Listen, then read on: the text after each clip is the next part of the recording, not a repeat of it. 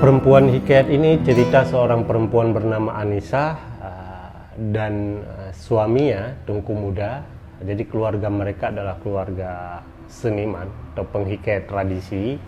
Dan pada suatu hari si Tengku Muda ini, suami si Anissa ini sakit batuk dan beberapa penyakit lainnya yang membuat dia tidak bisa memenuhi undangan warga untuk bermain hikayat.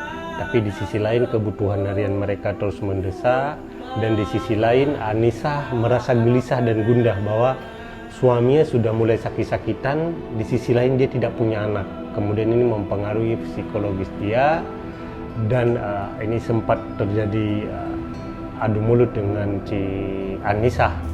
Dan kemudian si Anissa melihat suasana Tengku Maun yang sudah sering menolak undangan warga untuk bermain hikayat, kemudian dia ambil alih.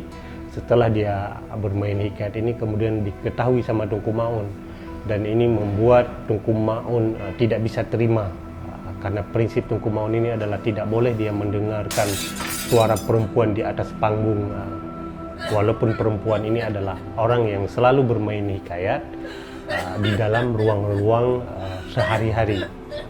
Tapi Tengku Maun tidak terima ketika Anissa ini main di atas panggung ruang publik atau ruang pertunjukan.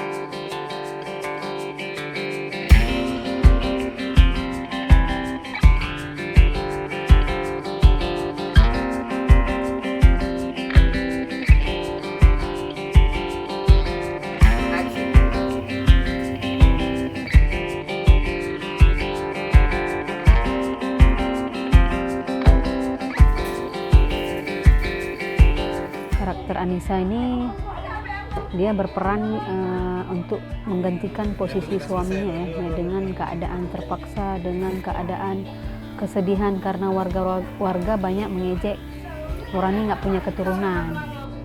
Jadi dia segala kondisi gimana, kacau balau istilahnya. Jadi menggantikan suaminya yang ingin berhikayat dengan keadaan gimana, sangat sulit mungkin ya, tanpa persetujuan suami dia memainkan peran adegan hikayatnya itu.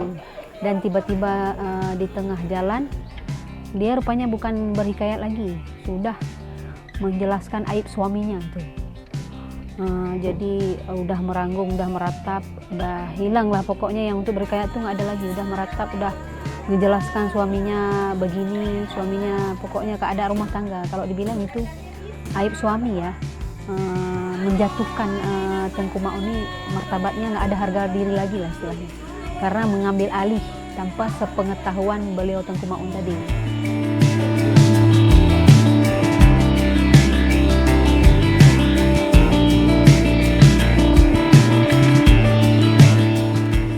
Kenapa kita ngambil penghikayat ini menarik bagi kita karena perempuan ini sebenarnya lah orang yang benar-benar sebuah kelompok yang secara konkret adalah penyelamat hikayat. Dan ya, mereka mulai dari anak-anaknya dari ayunan sampai liang lahat pun mereka masih bermain hikayat dalam kehidupan sehari-hari. Karena hikayat ini kan cerita yang dituturkan melalui irama yang bervariatif.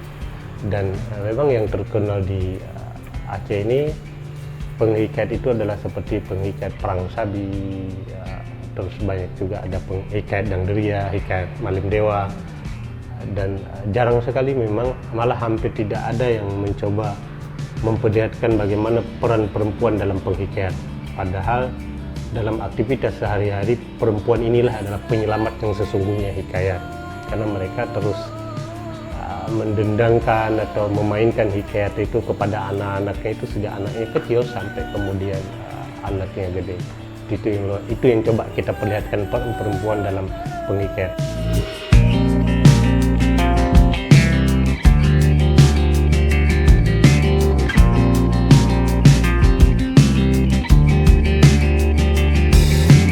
Kita memang membutuhkan beberapa peran wanita sebenarnya yang memang cocok di dalam film untuk perempuan hikayat ini. Tapi setelah kita seleksi, maka dapatlah satu sosok yang memang agak masuk ke dalam karakter perempuan hikayat tersebut.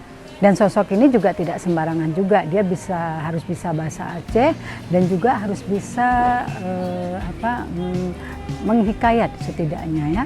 Kebetulan yang untuk sosok laki-lakinya itu sudah dapat dan memang benar-benar masuk dalam peran sebagai suaminya si perempuan hikayat ini gitu.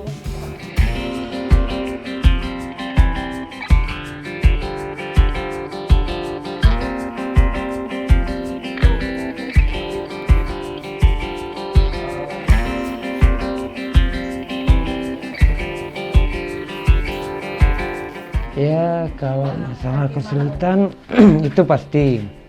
Karena saya seorang tokoh hikayat yang biasa saya lakukan hanya membaca hikayat, tidak pernah berakting sebagai aktor film. Jadi apalagi yang saya peran itu tentang karakter orang lain, tentang kehidupan orang lain sehari-hari. Jadi karena saya belum ada pengalaman dalam film, kadang teman-teman sayang juga harus mengulang dua kali aktingnya, karena memang kita bukan dari dasar aktor film gitu, karena kita memang dari basic kita dari hanya seorang penghikayat. Ketika harus berperan sambil berjalan, sambil duduk, itu yang sudah pasti agak kalang kabut juga. Itulah yang bagi saya yang agak rumit sedikit saya lakukan, adegan dengan dalam kamar, adegan dialog agak kaku saya. Dan memang untuk berakting sebagai Tengku Mau ini bagi saya memang agak berat sedikit, karena itu istilahnya saya belum pernah, itu pengalaman pertama bagi saya berakting.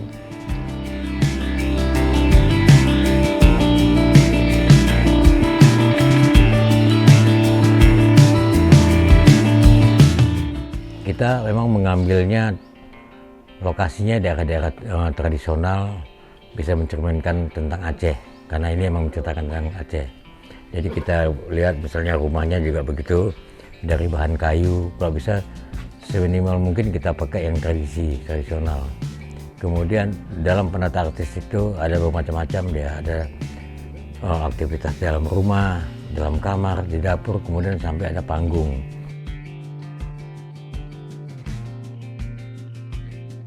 Nah, panggung yang saya buat ini panggung yang sangat sederhana. Jadi istilahnya kita menceritakan bahwa zaman waktu itu si penghikayat menceritakan bahwa panggung itu cuman balai kecil dikasih janur aja sudah. Jadi bukan seperti panggung-panggung udah modern ya. Jadi cuman tradisi begitu aja.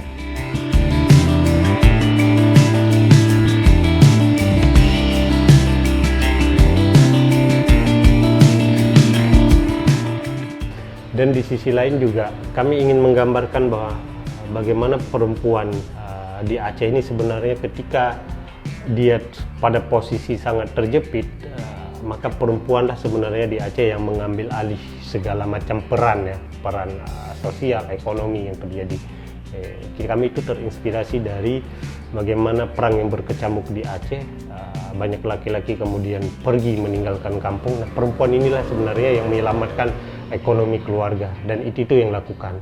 Dan dalam faktor historis juga misalnya muncul cutnya dia akan muncul ke depan ketika suaminya tidak ada lagi, suaminya pada posisi sudah meninggal, sudah ditangkap, atau pada posisi yang sudah sakit drop, maka perempuan akan muncul di depan. Ini saya rasa kehebatan perempuan yang tersembunyi yang coba kami munculkan di dalam sekuen-sekuen film perempuan hikayat ini.